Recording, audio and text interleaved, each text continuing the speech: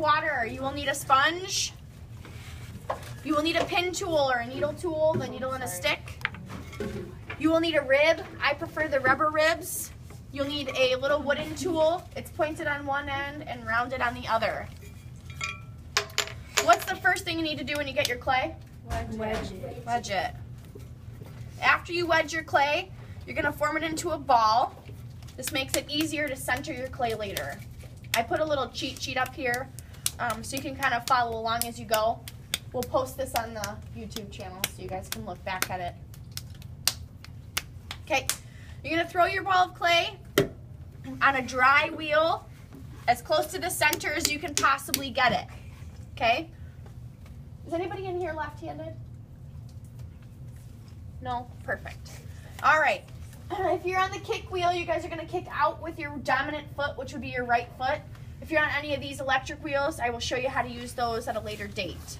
So you're going to start kicking. Water is your friend when you're wheel throwing. Water is your friend. So you're going to add water. The first thing you're going to do when you touch your clay is you're just going to push straight down. That's just making sure that your clay gets attached to your wheel, okay? You'd hate to get going and then have it slide right off. So you want to push straight down. Now, you're never touching your clay if it's not spinning. That's rule number one. Rule number two, if your hand starts to get sticky or your hand starts to stick to your clay, you want to ease off your clay and add more water. I mean ease off because our human natural instinct is to push away from things. If you push away from this, you're counteracting trying to center it. So you want to make sure you ease off and add more water. Centering, that's the next part. You're going to take your left hand, you're going to karate chop right next to your clay. You want this bottom part of your hand right here to touch your wheel at all times when you're centering. Your right hand is going to go straight down behind your clay. The heel of your hand right here should always be touching the wheel. With wet hands and wet clay, you're going to find somewhere to lock your arms in. Lock them into your legs or your tray or to your sides if you can reach, whatever's comfortable. And you're going to squeeze that clay. I like to put my hands, the fingertips of my right hand over the fingertips of my left hand and squeeze.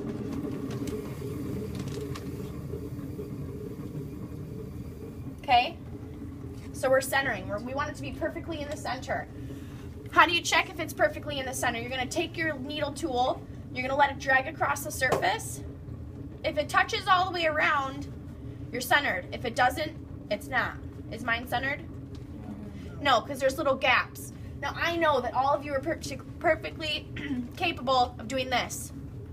Touches all the way around. Is that very accurate? Probably not. Add more water.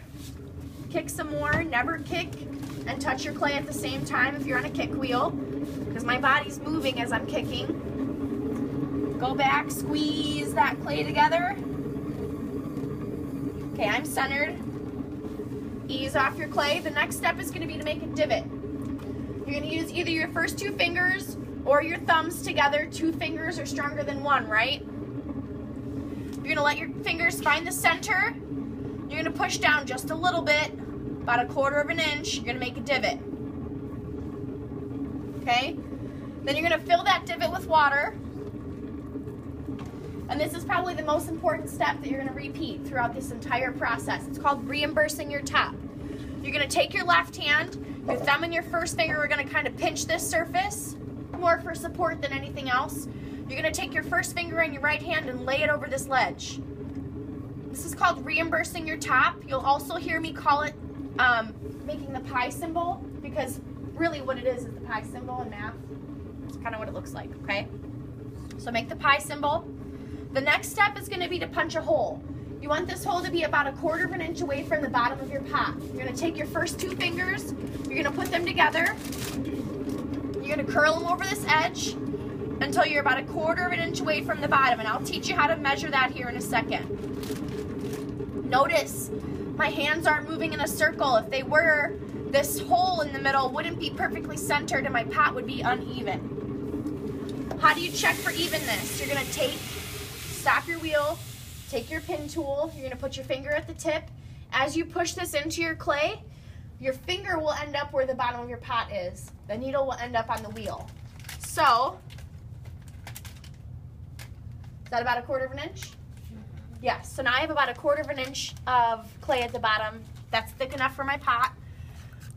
Get my wheel going again. Add some water to this center hole because you don't want your fingers to stick for this next part especially. What's the next step? Pi symbol, right? I have to reimburse my top every time you touch your clay. I'm going to reimburse my top. Next step is going to be to open. How far do you open? Well, it depends on what you're making. If you're making a cup, you're going to want it to be tall and skinny. If you're making a bowl, you're probably going to want it to be shorter and fatter. I'm going to make a bowl, so I'm going to open mine kind of far. You're going to put your first 2 fingers together, curl them down until they're touching the bottom of your pot, and you're going to pull very evenly and slowly straight towards you.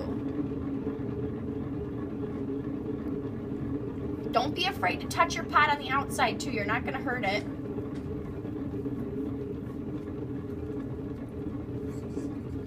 Okay. So that's wider than it was before, right? All right. Reimburse my top. Always have to reimburse your top. From here on out, you don't want any water on the inside of your pot because it's just going to absorb into the clay. And while we didn't want our fingers to stick before, you can work wet without a puddle in the bottom for these next few steps. So you want wet clay, but not a puddle.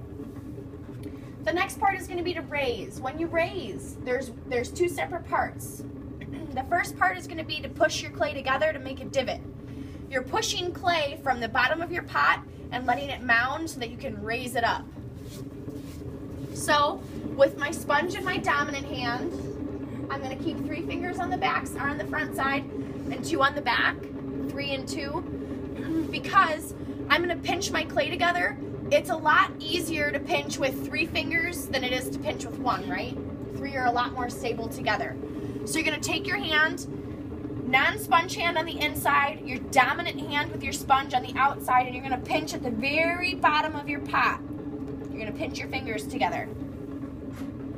Now you can see that I can almost put my finger in that divot, right? That's enough clay. This little mound that I just made is what I'm going to raise up my pot. That is the only time you ever push your clay together, ever, when you're wheel throwing. From here on out, it's all just giving it support. So, add a little water, but you don't want a puddle. I'm going to put my fingers back in my divot and I'm going to lock my hands into place and I'm going to pull that clay straight up my pot, okay? So, locking my hands in, getting underneath that ridge I just made, and I'm going to pull that ridge straight up my pot. All the way through the very top ledge. What do I need to do now? Good. Then you're going to go again. You're going to do this until your clay is no thicker than 1/4 inch. Now on the inside, my clay is kind of coning. So even though it looks straight up and down on the outside, the inside is still pretty thick. Make that little divot. Okay, I can put my finger in it, get underneath it,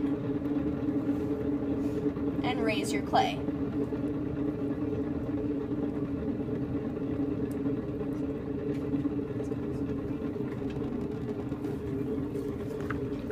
Okay, how fast can I go, do you think?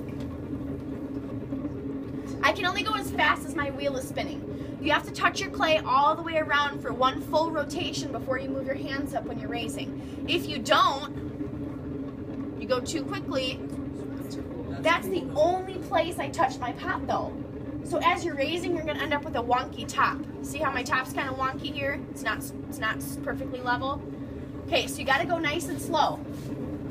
If at any time your wheel starts to spin too quick, too slowly, just ease off, kick some more, and then go back on.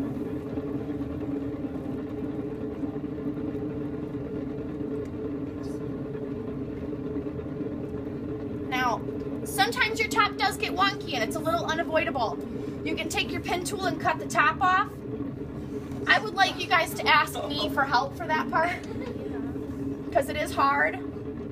It looks easy, but I've ruined many a pot like that and they end up really short. Okay? Next step, I have my pot tall enough. I need to shape it. I need to decide what I want it to look like on the outside. Again, you're no longer pushing together and pulling up. Now you're just going to guide your clay one way or the other. If you want your clay to move out, you're going to move out with your inside hand. This other hand is just there for support. If you want your clay to move in, you're gonna move in with your outside hand. That other hand is just there for support, okay? I'm gonna make this into a bowl, so I'm gonna be mostly pulling out.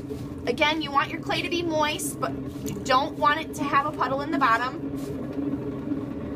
I'm gonna start at the bottom. You always start at the bottom. Pushing out with my inside hand, you can see it kind of start to round out. I have to do this a little bit at a time, because if I go too quickly, I'm gonna stress my clay out, and then it's gonna crack and fall apart on me. So, a little bit at a time, I'm pushing out with my inside hand on my clay. See it getting wider?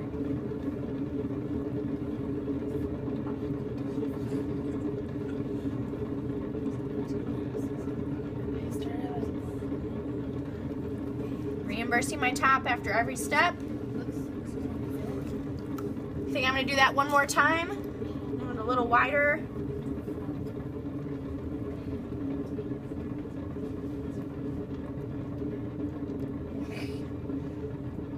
Okay.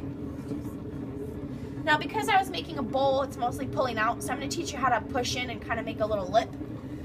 What I'm going to do is I'm going to push in with my outside hand. This hand is just going to be there for support, but I'm going to kind of bunch my sponge up, and I'm going to pull this clay over my sponge so that I kind of make a lip. So I'm pushing in with my outside hand, my inside hand is giving it support, and I'm letting it kind of roll over the tip of the sponge here. Okay, I'm going to cut this top off because it's just a little uneven. I don't really like that.